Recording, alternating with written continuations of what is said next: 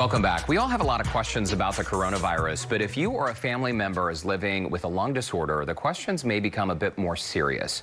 But we don't want anyone to live in fear. That's why we've asked Dr. Nidhi Varghese, pediatric pulmonologist at Texas Children's Hospital, for answers to help address some of your concerns. Doctor, welcome to the show. It's great to see you. And lung disease, I mean, this could be anything from asthma to a number of other respiratory problems. And for people with existing respiratory problems, COVID-19 does pose a different kind of threat to them, correct? Yes, that's exactly right, Derek. So even though reports from Asia and Europe from our colleagues around the world suggest that children with respiratory problems aren't getting it sick as adults are, for example, we worry that people who have trouble breathing at baseline, if they were to get sick with a respiratory viral infection, that the results could be very problematic. And what sort of symptoms should parents be watching out for? I guess specifically, how could COVID-19 affect someone with a pulmonary disease differently? Sure. Well, people with pulmonary disease at baseline may have cough, for example. If you have asthma or cystic fibrosis, you may have cough on a regular basis. And so with COVID-19, you may have increased symptoms from what you usually experience.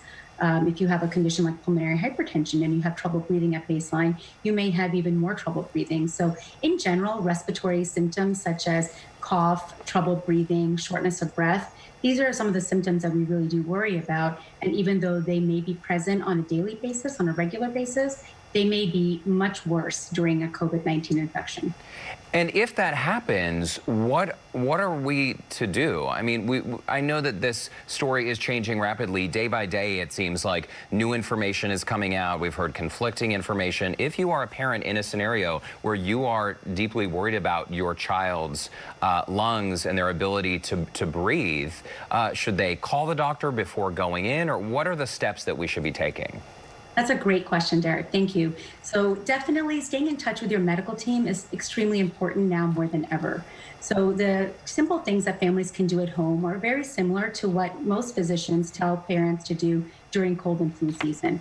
Wash your hands, use hand sanitizer, stay away from people who are sick. And then now with COVID-19, social distancing and trying to really avoid large crowds of people. If you think your child is getting sick, one of the first things that you should do is to call your medical team. Your doctor, your medical team, and you together know your child best. So be in touch with your doctor's office and figure out if these are symptoms that warrant a visit to the emergency room or to urgent care, or perhaps just a telephone visit with your physician or your medical team. And then if your child is safe enough to stay home, hydrating your child, making sure your child is getting plenty of rest, and trying to keep your child away from everybody else in your house so that everyone is not getting sick at the same time. These are simple, effective measures that you can do at home. The biggest things are to really stay in touch with your medical team, and especially for children who have chronic respiratory conditions, keep taking your medications. Take your daily medications, even if you're sick, unless your doctor tells you otherwise. And Dr. Varghese, you just mentioned for young people who do have a chronic respiratory or pulmonary issue, I know that depending on which county you live in, playgrounds are closed and a lot of these gathering places where children may play and touch surfaces, many of those areas are now closed. If your child is still healthy, but typically does have some respiratory issues, should you be extra cognizant about sending them outside to play, or is that still okay to send them out to the backyard and keep your eyes on them? I think the latter is okay, unless you have reason to believe or to worry that there are people in your home or people around you who are sick. I think it's important, it's okay to be active and exercise as much as you can within reason and within your specific respiratory condition. Being outside and getting some fresh air is good, and that's good for the lungs too, to be active and to be moving on a regular basis. But again, just trying to stay away from people who are sick and to not overdo it. So if you have a respiratory condition already, you may be a little bit more fragile when it comes to activity. So you need to make sure that you follow your medical team's advice and recommendations for that.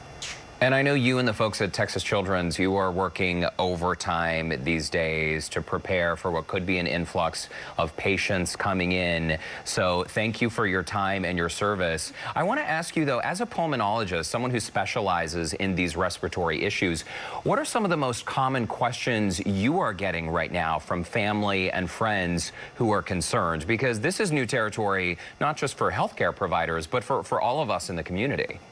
That's right, Derek. The families of children with respiratory conditions, I think many of these families are live with some worry every day, right? You have a child who has some sort of trouble breathing on a regular basis. So worrying and anxiety are daily struggles for many of our families, but especially now with COVID-19, with the pandemic, with that word, and with so many people around them being concerned, this really does heighten the anxiety.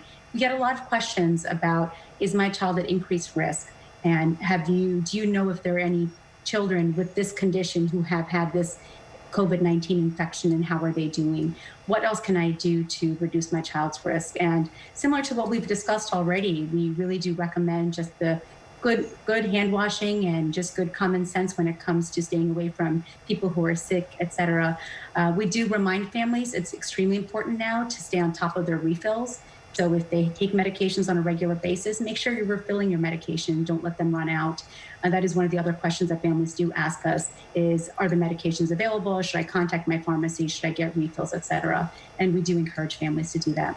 Well, Dr. Nidhi Varghese, thank you so much for your time today, and thank you for the added peace of mind. And Texas Children's Hospital will be with us again tomorrow to answer your questions. So please, if you have any questions, submit them on our Houston Life Facebook page. And for more information on Texas Children's Hospital, you can go online to texaschildrenscoronavirus.org.